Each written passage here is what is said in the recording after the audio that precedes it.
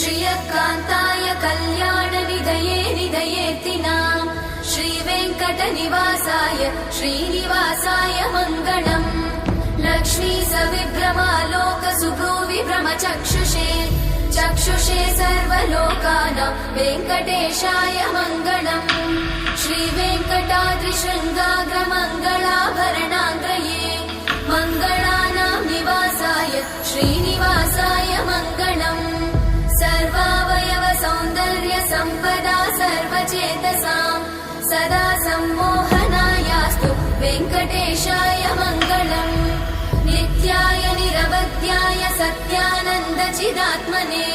सर्वान्तरात्मने श्रीमद् वेङ्कटेशाय मङ्गलम् स्वतः सर्वविदे सर्वशक्तये सर्वशेषिने सुलभाय सुशीलाय वेङ्कटेशाय मङ्गलम्।